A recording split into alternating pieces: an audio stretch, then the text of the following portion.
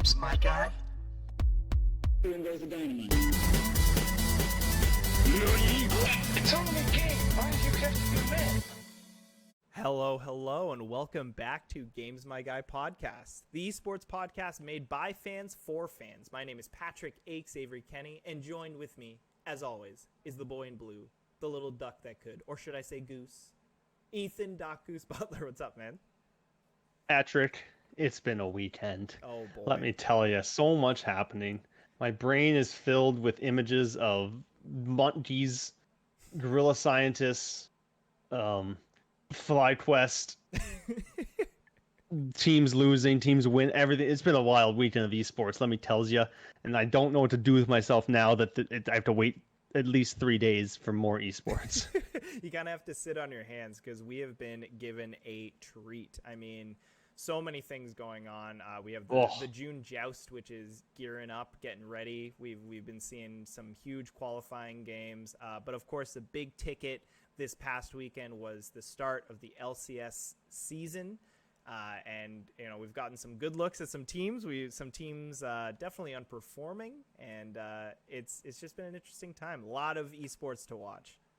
It is true. When we say underperforming, we of course aren't going to pull a C9 and, you know, completely miss the point and not talk about the complete C9, the C9 completed this weekend. But, you know, it is what it is. Lots of things are happening. It's been great. I've had a lot of fun since I've been working day shift. I've been literally up for everything.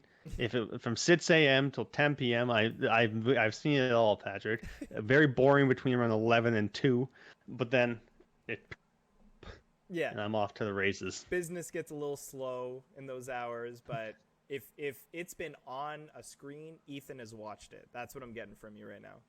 I'm right there with it. I've seen teams rise and fall. I've seen the birth of an empire. I've seen the Phoenix rise to the occasion. I've seen Guardians topple champions.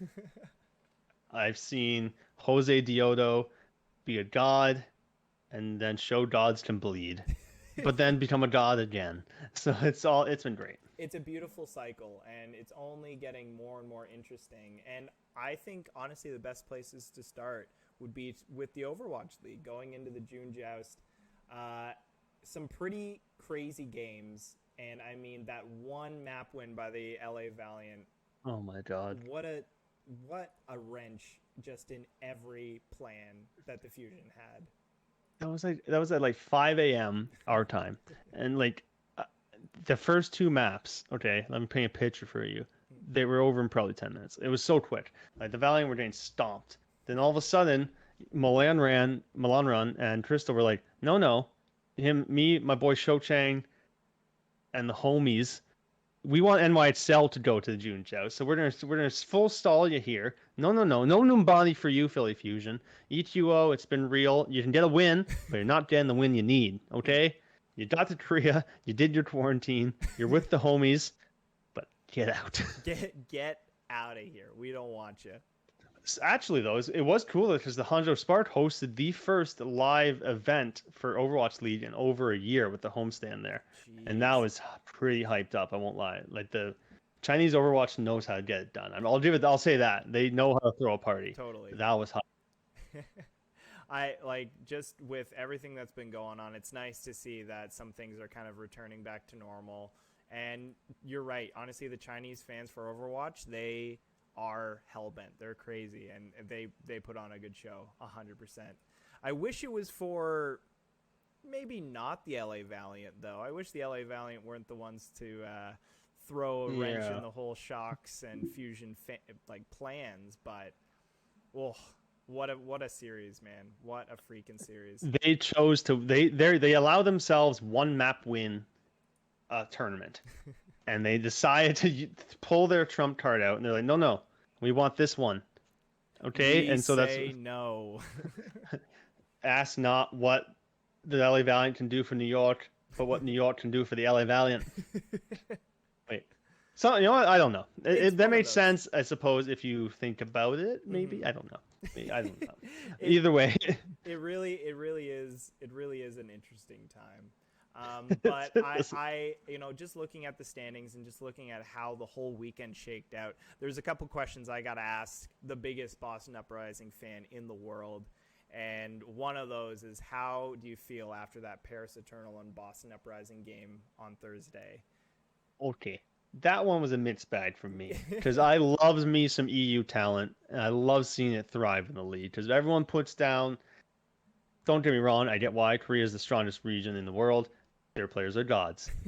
That being said, other regions have talent too, and it's nice to see them do well. Mm-hmm. And so I was sad that the Boston Uprising lost because they're my favorite team and it made things harder for them going forward into the June Joust. That being said, Paris has actually been one of the, it's like the LA Valiant last year. They're probably one of my favorite teams to watch because of how unpredictable they are, and they play so many different variety of styles, and people had such low expectations of them.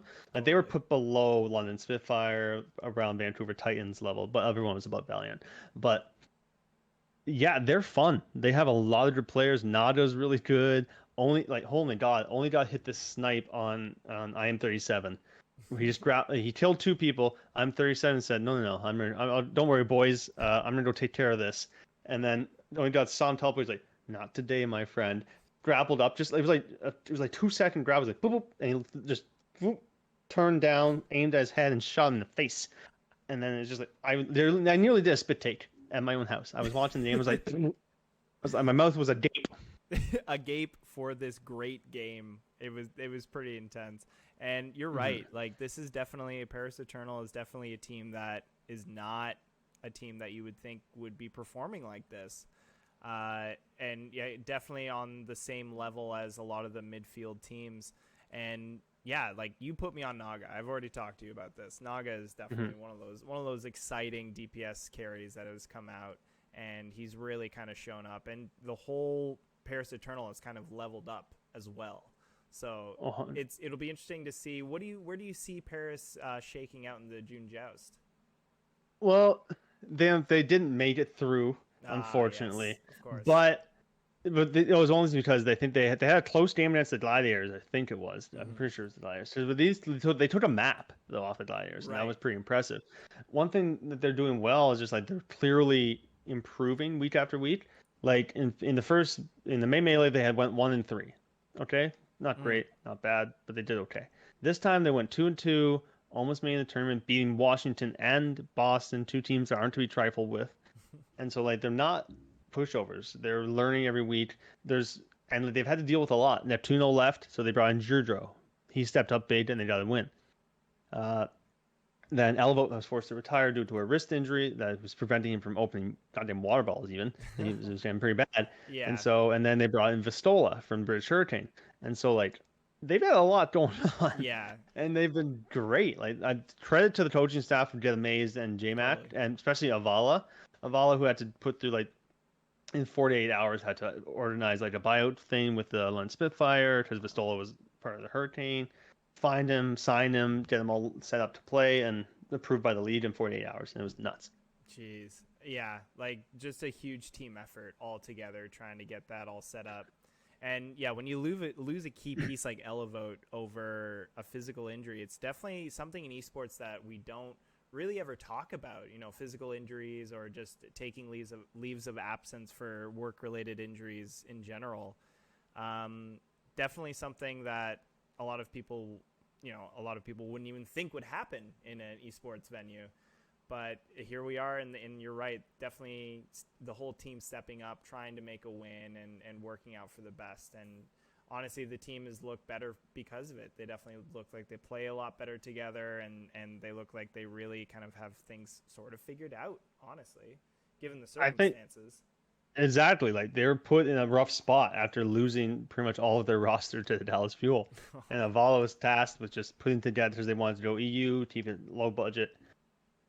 And they've done that, but they've done it in style. And honestly, I think there's also, they could add to it too. Like even when the season ends, Don's been looking really good. He's very flexible main tank. I think he's probably best on like Reinhardt, Orisa, and Ball. His Winston probably could use a little work, but honestly, they could just sign a Winston specialist if they didn't put that into the budget. Like Jay Karu who's on Fusion University right now. Yeah. He would be a great pickup for this team because like his Winston is is top tier. And so having something like that, but even so, like, I think they're just going to keep improving, and like playing at this level is how you improve. Totally, totally. So they're Yeah, one of the most best, exciting teams to go. yeah, the best practice is in the Overwatch League because that's where you want to be. That's where you want to be, and that's where the highest level is going to be played. So Although so the they Paris will be team, getting better. they will, and I'm excited to see it happen. But the Paris team also with Boston did have one of the funniest pauses in the Overwatch League. Oh God, It was tell me. just there was Con has I think had internet issues for a bit, but it was fine. But he asked for a pause because there was a big bug next to his near his computer. So he was trying to deal with this bug, and so this meme started blowing up. It's like it's like funniest reasons for pauses, like Unco's mouse, this or that. Con versus bug, and it was just it's just like botsy match of Con. Someone photoshopped his face onto a bot, so next to this giant cartoon bug. It was just like Con versus bug, and that's why they paused for like 5 minutes. Oh my God. I also saw Play Overwatch. They definitely threw out a big meme saying, we're reverting back to 6v6 for Overwatch 2. Sorry, everyone. And it's like, oh, come on, man. Don't do that. Oh Don't yeah, kill it's people been like that. oh my god, it's been wild, man. Like this season's been great. Mm. I will admit I'm bored to tears by the current meta that some teams are playing, but like occasionally you get some good a lot of good gameplay, exciting teams doing some cool things, and this season's been really good. I'm excited to see where things go, and I will admit I'd like Boston to be better. I don't know what if this season goes poorly, how the off season is going to go for the Uprising, Yeah. because if it goes poorly, they'll probably sell most of their stars for money and pick up different players. To be quite honest, That I wouldn't seems blame to them be the even to be Boston honest, because way. like, true. Mm. I know Myeonbon said he wants to win in Boston, but like, you could sell Myeonbon for a lot of money. And It's that true. like, listen, Boston's a profitable team in some ways because of what they've done. Do they have the wins? No, but they're more profitable than some teams who do have the wins. So Yeah. No, it's true. They definitely figure out a way every year to push the pennies and find a way to find wins, honestly. say what you will about Huck, but he's getting that almighty dollar. Yeah, and he's picking up okay teams. Or sorry, he's picking up okay players like Valentine. I didn't believe him. I didn't think he'd be very good when we first saw him, but he's definitely been one of the biggest rising stars in that team. And He has stepped up. yeah, and I am 37. I mean, I love that boy.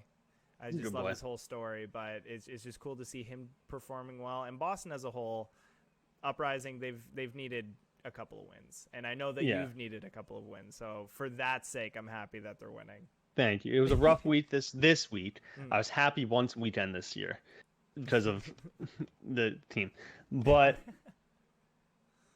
I don't know, man. In terms of like teams, I think going into the June Joust, I want to talk about the Defiant in a minute, but we need to talk about quickly just the Atlanta Reign, the Dallas Fuel, New York Excelsior by way of the LA Valiant, and Shanghai Dragons are going to the top. They're going Hawaii. Well, two of them are, and so I'm excited to see the Dude Bros in Atlanta Reign just partying up in Hawaii. I'd love to them roll into a game hungover and just win. It won't happen, but it'd be funny if it did. Yeah, it would. Who do you have for the June Joust? Shanghai is probably looking the cleanest, Okay. but I don't know, man. Dallas Fuel, Atlanta Reign is looking powerful right now. They have several different looks they can throw out, and they're dominant and let everyone. And Dallas Fuel, I keep doubting them, dude. I don't know why I do, but I just don't know. Yeah. I can't see, mostly because I think what their current meta is boring as hell, but they're very good at it. Fielder has coalescence probably every 5 seconds. Yeah. And they're probably gonna win. Yeah. That's fair. And I mean, they're definitely a favorite going into it just based on looking at the team names, like just who's involved. Shanghai definitely kind of floats to the top. New York Excelsior is there. Atlanta Reign performed really well the past weekend, so we'll see what happens. But Dallas Fuel is definitely that Dallas Fuel Shanghai Dragons game. That's definitely going to be something that a lot of people will be looking at. It'll be a very tight game, I think. Pretty much whoever wins that game could win it all. Right. Although I think the team most likely to play spoiled. I'm not one to count out New York because they've looked actually they looked great again in the game they won recently. Yeah.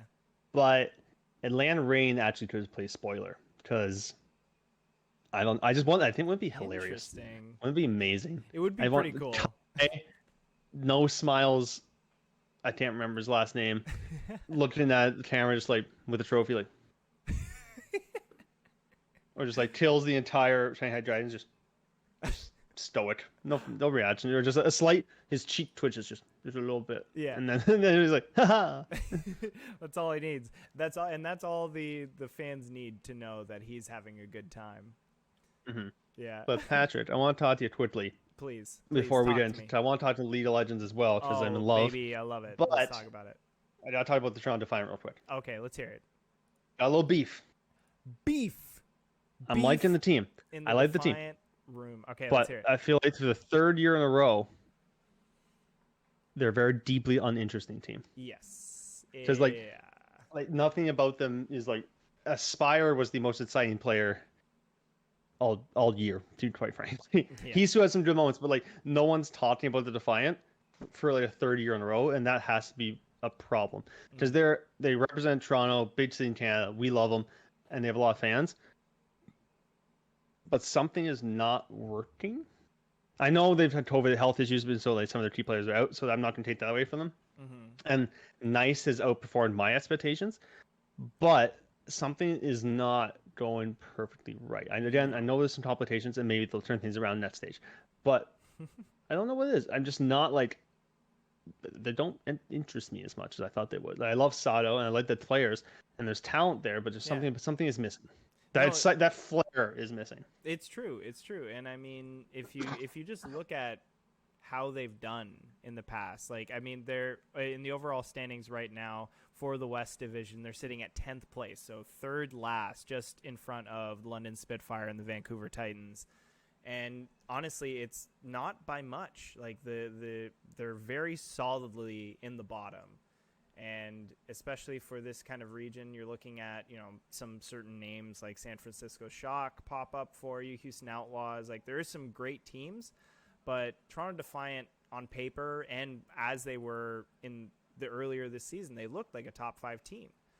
And I think you nailed it with saying uninteresting. Like there's just not, they don't have the superpower kind of quality about them. They don't have someone who's there ready to pop off at a moment's notice. It's very controlled, consistent, but it's just been a lot of teams have figured out our play style. And Defiant have really kind of fallen off for that. And when you look at other teams in the league, let's just say, I'll put a few here, like the Dallas Fuel. They have a player like Sparkle, who's so explosive, and also even off screen is just twerking in the back on camera. He's just doing shenanigans. He's always just twerking. There's so many Sparkle twerking videos. I don't know what's going on. I don't know what they're feeding them over at the Dallas Fuel. Yeah. It's a lot of sugar. And so like they're having fun like that. And then you got players say on Land Rain, like Kai and Pelican. Yeah. Explosive DPS duo. The most entertaining thing, even when their players are playing well, Toronto is not overly entertaining. Like Hisu's really good. Nice actually is pretty very impressive on the Echo, I will admit. But the most entertaining thing about the Toronto Defiant is Sato drinking Coke.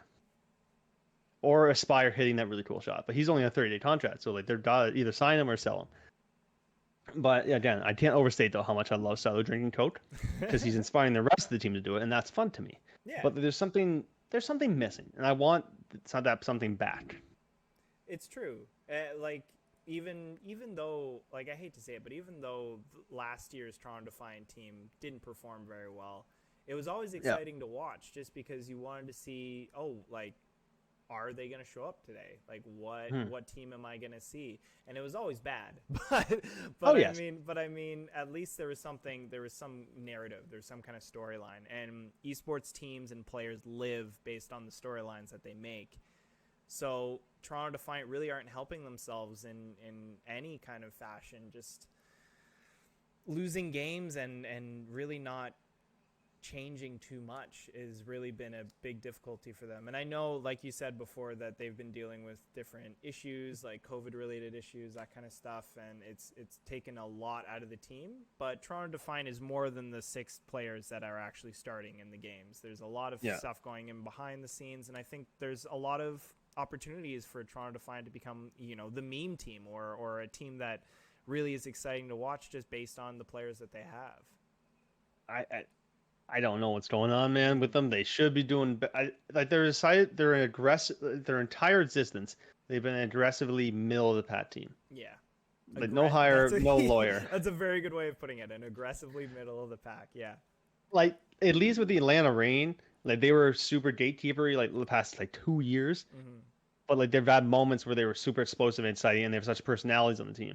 Toronto doesn't really have even the personalities. Like maybe they're just not showing it. Maybe they need to do more in their behind the scenes stuff to show more like players like I keep talking about Hisu, but like last year they had like a bunch of famous players like Kariv, super adorable, Agilities, other players, sure for launches. They had more personality. Yeah. Whereas these guys probably have personalities, but I'm just not seeing it, and I'd like to see it. The Sato drinking Coke, I keep coming back to because it's so fun. That's all we got. That's all we got. That's all we got. It's a 2-liter bottle of Coke. Yeah. And where does he get them all? Apparently, Lodge said they just litter his room because man, all his money goes to Coca-Cola products. Man after my own heart, honestly. He's a sweet boy, but I need to see more from this team. I want them to be good. Like same with Boston. I was told, play this roster, like play JBC over Punt, win. Play these players, win. None of it's happening. I'm still suffering. Yeah. I posted on Twitter today. I was like, would this work? Maybe not. But I kind of at this point want to see Color Heads, Fusions, and Punt. Would it be good? Probably not. But like, will I enjoy myself? Yes. They're very different questions, right? It's like when Fusion was suffering in season 2, and everyone's like, where's Freddy? Where's Freddy? Freddy would have probably made that team worse. We're gonna be frank. But everyone you want to see it just so you know. Yeah. Like there's always that lingering question in the back of my mind, just like, oh yeah, I know Hudson one's really good. I know Dable C is so good. I know Valentine's so good. Yeah. But like, well, what if? It's that oceanic connection. Now hear me out. Hear me out. You play the Minecraft boy and his 2 Australian/New Zealand buddies. They're pretty drunk right now, but I think they can. Yeah. I think we can wake them up. I think they'll play. I think they're at the pub. Give me 5 minutes. I'll roll down and I'll pick them up. And I'll bring them back. Sit them in front of a computer. Color us. Like, oh, what the hell, mate? Oh, crikey! That's a Punt.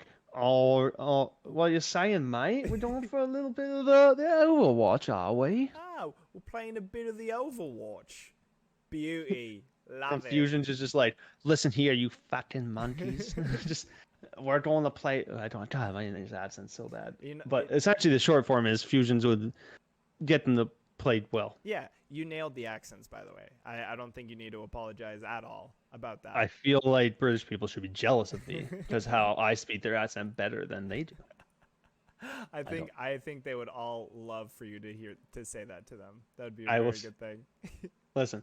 I know how popular our podcast is clearly across the pond, and we, as Canadians, the crown's around somewhere, and so despite their problems as what they've done in this country, but we won't. Yep. Okay. We won't go into that. That's a whole. That's a whole episode. That's a whole other podcast. Yeah. You'll see it later. But on that note. Could our teams be better? Of course. Yes, I don't. That was it's like Patrick. That wasn't a question. That was more just a statement. I said it like a question, but it was more of a statement. That's how you. The answer is yes. Yeah, the answer is. It's yes. a rhetorical question, Patrick. Yeah, I was also just before we switch our gears and go over to some League of Legends news. I was also going to say I was looking at the standings. They aren't even top 15 if you combine both regions. I know. Like we're bottom 5 in the entire league. Like if there's anything you take away from the podcast, it should be that stat right there. We're bottom 5 in the entire league. So something's got to change. I'm hopeful. I know Ethan, you're full of hope as well. We'll see what happens. And there's always going to be more Overwatch to play, but it would be nice to see some encouraging games, you know? There's 2 more tournaments. And then end of season playoffs. Not everyone's making those playoffs this year. So you gotta get the wins now. Yeah. It's easier now than later. Don't make it harder for yourself. Competition's only going to get better. I don't know. Look. Okay. Let's just put it this way. Toronto's they play the Florida Mayhem. Okay, they're gonna get a win against the Vancouver Titans, probably. Okay. And they play Toronto, Florida, Dallas, and Gladiators. So essentially, they're looking probably at 1-3 Generally, if it yeah. goes well. So Yeah. like they need to. That's just how it looks now, though. So they need to punch above that in order to have a stand a chance. And they haven't really shown it yet. Maybe when their players get less TOVID, they will. But I just Only I just time want to will be tell. happy. I just I want to be know. happy. I know. Ethan, one day. I've been so sad for so many years with only glimpses of happiness. Why does everything I touch turn to poop? I just every team I touch, I just like, what me and League of Legends. What am I going to support? Oh, don't Guardians seem pretty cool. They did this one thing. It was like 3-20. Okay, all right. Boston's looking pretty good. Okay, Boston does Boston things. yes, Toronto. Toronto things. Me? Oh, I kind of want the Leafs to win this time for my friends. I want them to be happy too. I'm sorry, fellas. I'm gonna take this one on me. I think it was me. As soon as I started thinking good things about the Leafs, things started going horribly wrong. Yeah, it's weeks past when the Leafs got knocked out by the Montreal Canadiens. I still can't talk about it. I still can't. I'm sorry, Pat. I'm sorry for bringing it Well, up, Patrick. I'm so sorry. Fine. It's fine. You didn't Whilst know. wearing a Boston jersey, I'm sorry to talk about the poor showing of The Toronto E/Sports. Oh my God, the salt in the wound. But I mean, let's move on to something that is very exciting. Yes. Very, very exciting. I'm so happy it's back. I know you're so happy it's back, Ethan. We got LCS back on the menu, boys. And boy, was it a weekend to remember. I mean, we got to see a good majority of the top performing teams play, along with some of the other teams. But oh my God, was it a bit of a mix-up, man? We were seeing some pretty crazy games going on, and I know you got to be pretty stoked for your Golden Guardians on that first win against Cloud9. That's got to feel pretty good. It felt amazing. I cheered. I told my girlfriend Jess, and then she also cheered because we're FlyQuest fans as well, so we cheer about them. Perfect. It was So it was a a double wild whammy weekend. for you. It was a great FlyQuest weekend. win and then Golden Guardians win. That's a good weekend for you. I will admit, I was a little nervous after they won because I thought, wait a minute, I've been here before. They won their first game in spring as well. Yeah. And I was like, and I got too excited right quick. I was like, Niles, best top player in the league. After they won that game, I was like, y'all didn't think he was ready. You were right. But as it turns out, except only 2 heroes, Sir Champions. But oh my goodness, it was a wild weekend, man. FlyQuest looking good. Cloud9 got to win in the end, but Dignitas, I won't lie, you're turning me into a Dignitas fan at times too because they're so much fun to watch. I love it. I love the memes. I love the players. Dardoch, what a gem of a jungler. He's a diamond in the rough is how I like to put him as a jungler. No one really expects too much from him. People don't like him from like things he did 4 years ago. But he's sick. He's actually very sick, and he fits in with the team so well. I really love everything about the Dignitas lineup. They had to do a couple of different things. Fake God is a god. He's so good. I love him. Yeah. Anyways, if anyone didn't know, Dignitas is my team. Those are my boys. That's my jam. And your homie Afro Moo, who's just actually he's great. He's good. He's such a good leader for the team. And there's everything. He just brings them together so well. I don't know. I'm watching that team, and I'm still learning the game in some ways. But it's so encouraging to see the team that everyone memed on being for being 5 NA players. Yeah. Actually do well. Yeah. It's encouraging too, right? Like this is a team that's kind of built off of, they took a huge chance on Fake God to see if he would be any good, and he turned out. I mean, Neos, he was a little spooky at the beginning, but this season he's starting off on the right foot. Like you said, Afromu is just a really solid veteran presence, and he's been in a lot of situations, both on losing teams and winning teams, so he's just a perfect piece to have in your roster.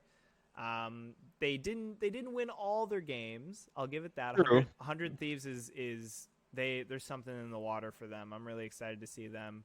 But the biggest story of the weekend, I think, has to be, let me just double check this. Yeah, TSM going 3-0 for the weekend. That was not what I was thinking, but that was good. Yeah, they won every single game, really kind of shutting up a lot of Liquid fans because that rivalry, Liquid and TSM, is crazy. CLG, it used to be CLG and TSM, but CLG has made its way into the middle of the pack. So Listen, Baratza and his children are just, and his 4 young sons. He's raised from birth. He's trying Mama to teach them Bear the and way. his cubs. I love that. I love a meme of a player who's like not old, Yeah. but just like making them like you did it with Hockey, even in the one player. Or there's Hainsey, right? Yeah. On the Ron the Ray Gun Hainsey, the 35-year-old phenom from Connecticut. he's got to go home and like just tutor his kids in math after the game. So Yeah, never that's ties that's his what laces for skates. He's an old man. you don't need. He not no time. Laces are a young man's game. But same with Broadside. He's making dinner for the team when they go home. He's got to do the shopping. He's got to balance the checkbook, you know. So the pole belter is struggling with his homework, you know. So Broads has got to sit him down and say, "Hey, son, what's going on?" But I don't know, man. TSM's doing good. That's where we're getting to at this point. Is that finally their $6 million investment in Sword Art, I think, seems to be doing some good things. Plus their $210 naming rights deal with that crypto thing. Yeah. And so that's pretty sweet. That should pay the squads. That should pay for Sword Art's next contract, I guess. So yeah, it'll help. It'll help just keep a roof over their heads, honestly, with all the money they're giving their players right now. To be honest, going into the season, I didn't really look at the new people that TSM brought in, like Yanako, I believe so. Their new AD carry. I heard that they were definitely looking outside of NA for who they were going to pick up. And it was very interesting. I was very excited to see it, but they're showing up. I mean, he's looking at his CS numbers just from his game against Evil Geniuses, 305, the most in the lobby. These are some pretty skilled guys, and a 3-0 weekend to start your season. You literally can't ask for anything better. No, and honestly, especially since this split's a little longer as well, you don't want to you gotta get those wins now. Yeah. That way, if something happens later down the line, you just have something to fall back on. Yeah. And TSM's looking good. They're looking pretty strong. Mm-hmm. Power of Evil, I always believed in that guy. He's a long-time player as well.